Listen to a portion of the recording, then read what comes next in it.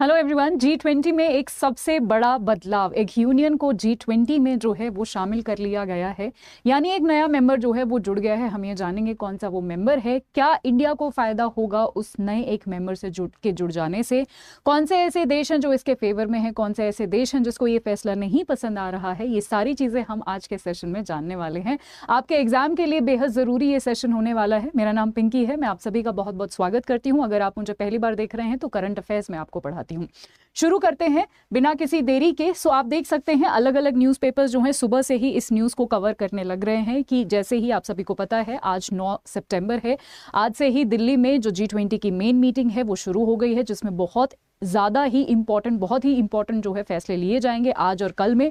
वैसे जो भी फैसले लिए जाएंगे मैं सारे आपके यहाँ पर कवर करूंगी जो आपके एग्जाम के लिए इंपॉर्टेंट है। जैसे कि ये है एक, चलिए ये मुद्दे को समझ लेते हैं। तो अक्सर आपने सुना होगा तो G20 को अक्सर एक चीज के लिए क्रिटिसाइज किया जाता था, यानी उसकी आलोचना की जाती थी कि G20 में जो है बहुत सारे देश है, पर अफ्रीका में से आप देख सकते हो, अफ्रीका एक इतना बड़ा पूरा देश है जिसमें लगभग 55 के आसपास कंट्रीज हैं और उसकी जो भागीदारी है वो एकदम ना के बराबर है। एक कंट्री है जो आती है G20 में, ठीक है, बाकी उसके अलावा कोई भी ऐसी कंट्री नहीं है अफ्रीका की जो G20 का पार्ट हो।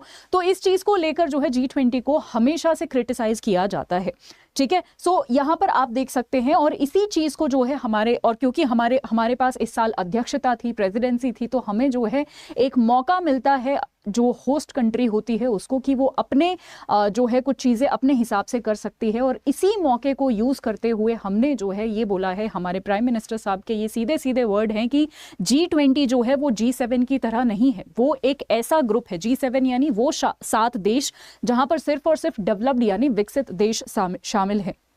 तो G20 जो है वो G7 जैसा नहीं है। यहाँ पर विकसित और जो डेवलप हो रहे हैं दोनों ही देश शामिल हैं और दोनों की ही कहीं ना कहीं दोनों के ही हक में, दोनों के ही फेवर में चीजें करी जाती हैं और डिसीजंस लिए जाते हैं। और ऐसा नहीं है कि अफ्रीका कुछ भी नहीं है या अफ्रीका का कोई भी कंट्रीब्यूशन नहीं है, कोई भी भागीदारी नहीं है। मैं बताती हूँ अफ्रीका भी एक बहुत ही इंपॉर्टेंट स्टेट है। जीडीपी भी हम जानेंगे, इसकी इकोनॉमी भी जानेंगे, इंडिया के साथ कंपेयर करके भी मैं आपको दिखाऊंगी ताकि आपको सच में पता चले कि हाँ ये भी एक इंपॉर्टेंट जो है वो जगह है। उससे पहले मैं आपको बता दूं कि जो अफ्रीका है इट इज आप देख सकते हो, look at Africa, 6 of the fastest growing 12 nations are from the Africa, ठीक है। सो अफ्रीका में भी बहुत सारे ऐसे जो हैं देश हैं जो फास्टेस्ट ग्रोइंग इकोनॉमी से आते हैं। तो ऐसा नहीं है कि ये इंपॉर्टेंट नहीं है। ये जो जगह है, ये जो मैं अफ्रीकन यूनियन की बात कर रही हूं जिसको शामिल किया गया है पूरे यूनियन को। जैसे इससे पहले हमारा सिर्फ एक यूरोपियन यूनियन जो है वो शामिल था, अब अफ्रीकन यूनियन भी हो गया है। और यहाँ पर आप देख सकते हैं कि हमारा जो इसमें शामिल करने का जो रीजन है कि हमने अफ्रीकन यूनियन को शामिल इसमें किया, उसके 2 बड़े कारण हैं। सबसे पहला कारण जो है वो ये है कि हम पूरी दुनिया को मल्टीपोलर वर्ल्ड बनाना चाहते थे, या फिर आप बोल सकते हो कि ऐसा नहीं होना चाहिए कि किसी भी एक देश के हाथ में कोई एक देश एक केंद्र बिंदु हो, यानी वो जो पूरी जो पावर होती है, ताकत होती है, वो सबके बीच में इक्वली बटी रहनी चाहिए। इस तरीके का एक हम देश या फिर पूरी दुनिया के जो है निर्माण करना चाहते हैं और कहीं ना कहीं इसी लाइन में हमने ये स्टेप लिया है। दूसरा फायदा हमारा एक पर्सनल फायदा है, हमारी इकोनॉमी को लेकर फायदा होगा, वो मैं आपको आगे बताऊंगी कि इंडिया को क्या पर्सनल फायदा होगा। अफ्रीकन यूनियन अब जो फॉर्मली G20 का पार्ट बन गया है।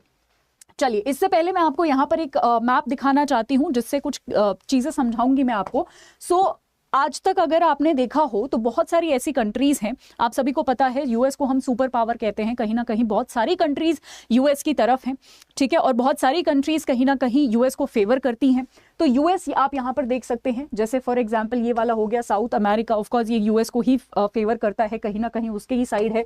ऑस्ट्रेलिया भी उसके साइड है। आप यहाँ पर जापान आ जाओगे, फिलीपींस आ जाओगे, ये वाले एरियाज, यूरोप आप सभी को पता है वेस्टर्न, जब मैं वेस्टर्न कंट्रीज इन दोनों को तो हम बोलते ही साथ में है कि वेस्टर्न कंट्रीज, जब हम यूरोप की बात करते हैं, यूएस की बात करते हैं, तो इन दोनों का तो नाम ही इकट्ठा लिया जाता है ना। स्पेशली रशिया यूक्रेन वॉर में आप देख रहे होंगे कि हम अक्सर ऐसा बोलते हैं कि वेस्टर्न कंट्रीज जो हैं वो रशिया के खिलाफ हैं, या रशिया से जो है उन्होंने तेल लेना, गैस लेना बंद कर दिया। तो जब हम वेस्टर्न कंट्री कहते हैं तो हम इन्हीं की बात कर रहे होते हैं।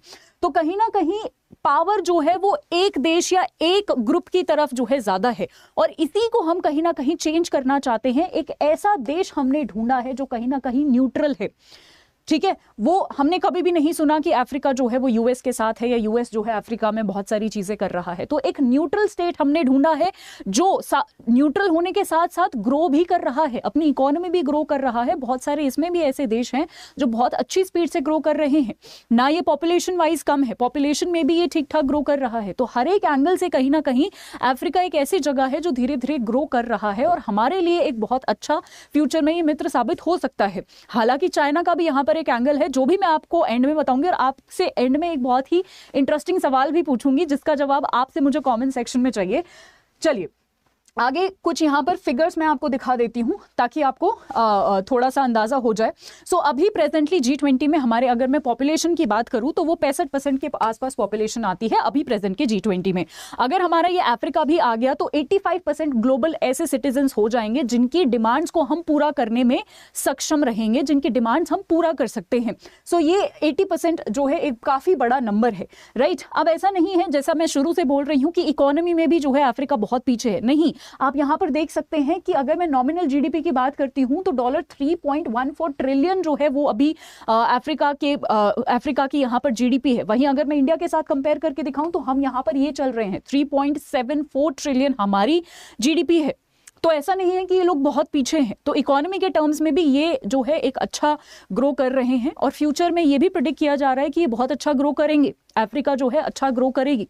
सो ये सारे जो है चीजें आपको पता होनी चाहिए, ठीक है। जैसा कि मैंने आपको बताया G20 में यहाँ पर 65% पॉपुलेशन है, अभी ये चेंज होकर 80% हो जाएगी और ये सारे आंकड़े चेंज होने वाले हैं क्योंकि हमारा यहाँ पर एक और यूनियन जो है इसमें शामिल हो गया है। तो आज तक जो शायद यहाँ पर अगर मैं वर्ल्ड ट्रेड की बात करूँ जो 79% वो करता था, शेयर करता था G20 में, ये भी कुछ परसेंटेज बढ़ने वाला है। तो ये सारे आंकड़े डेफिनेटली चेंज होने वाले हैं और नए आंकड़े भी मैं आपके साथ जो है शेयर करूंगी। अब जो यहाँ पर मैं इंडिया के पर्सनल फायदे बता रही थी वो ये है, और क्या आपको पता है कि ये जो अफ्रीकन यूनियन को G20 में शामिल करने का जो प्रस्ताव है वो उससे अभी नहीं शुरू हुआ है, ऐसा नहीं है कि अचानक से हो गया है। काफी महीनों से ये चर्चा चल रही है। हमारे मोदी जी ने पहले ही अनाउंस कर दिया था कि हम जो है कहीं ना कहीं सोच रहे हैं अफ्रीकन यूनियन को अपने अंदर जो है आई मीन टू से G20 में जो है शामिल करने के लिए, और हमारे पास अध्यक्षता मिली तो हमने इस मौके का जो है यहाँ पर पूरा यूज किया है। इससे हमें भी फायदे होंगे क्योंकि बहुत सारे ऐसे फ्री ट्रेड अग्रीमेंट्स जो होते हैं, यानी जब हम ट्रेड करते हैं किसी दूसरी कंट्री के साथ तो किसी भी तरीके का टैक्स वैक्स नहीं लगता है। इस तरीके के एग्रीमेंट्स को फ्री ट्रेड एग्रीमेंट्स कहते हैं। तो वो एग्रीमेंट्स भी हमने जो है बहुत सारे अफ्रीका के साथ हाल ही में साइन किए हैं, तो हमारी इकोनॉमी को भी वहां से फायदा होगा। एक और चीज यहां पर मैं दिखाना चाहती हूँ, ये ministry of commerce and industry की वेबसाइट से ही मैंने ये कटिंग ली है, जहां पर बहुत सारे जो है ट्रेड अग्रीमेंट्स की लिस्ट है। वहां पर आप भी जाकर देख सकते हैं इस मिनिस्ट्री की साइट पर कि आपको बहुत सारे जो है यहाँ पर लिस्ट दिख जाएंगी कि किस किस अलग अलग देशों के साथ, अफ्रीका के अलग अलग देशों के साथ हम इकोनॉमिकली जो है बहुत सारे ट्रेड के जो है अग्रीमेंट्स कर रहे हैं। उसके साथ साथ मिलिट्री में भी हम उनके साथ एंगेज हो रहे हैं। बहुत सारी मिलिट्री एक्सरसाइजेस, नेवी एक्सरसाइजेस, ये सारी एक्सरसाइजेस भी हम कर रहे हैं, यानी हम एक कोऑपरेशन बढ़ा रहे हैं। अब देखिए, आपको पता है अब हमने G20 को हमारे यहाँ पर जगह दे दी है, माफ कीजिएगा, अफ्रीकन यूनियन को G20 में जगह दी है। तो कहीं ना कहीं हमारा एक ये भी हो जाएगा कि फ्यूचर में हम किसी भी तरीके के उनके साथ अग्रीमेंट्स करेंगे तो वहां पर भी हमें हेल्प होगी। सो ओवरऑल एक अच्छा डिसीजन मैं इसको मानूंगी। बट आपसे एक सवाल है जाते जाते, और सवाल है ये, चाइना, आप सभी को पता है चाइना ने बहुत सारे देशों में इन्वेस्ट किया हुआ है अपना पैसा, अफ्रीका में भी बहुत सारा पैसा इन्वेस्ट किया हुआ है। आपको मुझे बताना है कि क्या हमने ये सही फैसला लिया है, या फिर आपको लगता है कि चाइना का भी तो वहां पर बहुत ज्यादा रोल है, चाइना ने भी तो वहां पर अपना बहुत ज्यादा पैसा लगाया हुआ है। तो अफ्रीका हो सकता है कि चाइना के साथ ज्यादा जो है इन्वॉल्व रहे और हमारे साथ ना रहे। तो क्या आपको लगता है कि वो हमारे साथ रहेगा, क्योंकि हमने एक इतने बड़े प्लेटफॉर्म पर जो है कहीं ना कहीं ये प्रस्ताव आगे रखा है और उनको फॉर्मली जो है अपने ग्रुप में, G20 के ग्रुप में जो है हम लेकर आए हैं, या फिर अफ्रीका चाइना के इन्वेस्टमेंट को ज्यादा तवज्जो देगा? ये आप पर मैं छोड़ती हूं। मैं भी देखना चाहती हूं कि मेरे स्टूडेंट्स को कितना जो है इंटरनेशनल रिलेशन की कितनी समझ है, या फिर आप समझ जो है डेवलप भी कर सकते हैं। तो ये आप मुझे बताएंगे कमेंट सेक्शन में। सेशन कैसा लगा वो भी बताइएगा, इसका आंसर भी बताइएगा। और अगर आपको मुझसे जुड़ना हो, पिंकी करंट अफेयर्स अड्डा 24/7, यहाँ पर मैं करंट अफेयर्स जो पढ़ाती हूँ, डेली के करंट अफेयर्स पढ़ाती हूँ, उसकी PDF मैं यहाँ पर आपको प्रोवाइड करती हूँ। अगर आप चैनल पर नए हैं और अगर आपको नहीं पता है नाबार्ड के हमारे बैच के बारे में, हमारा नाबार्ड का बैच मंडे से शुरू होने वाला है, ठीक है। तो इसमें आप लिमिटेड सीट्स हैं, तुरंत ज्वाइन कर लीजिए। जब आप Y674 कोड यूज करेंगे तो आपको यहाँ पर मैक्सिमम डिस्काउंट मिल जाएगा और यहाँ पर डबल वैलिडिटी भी चल रही है, तो इस मौके का फायदा जरूर उठाइएगा। आज के लिए इतना ही। सेशन जैसा भी लगा हो मुझे कमेंट सेक्शन में जरूर बताइएगा। Thank you so much.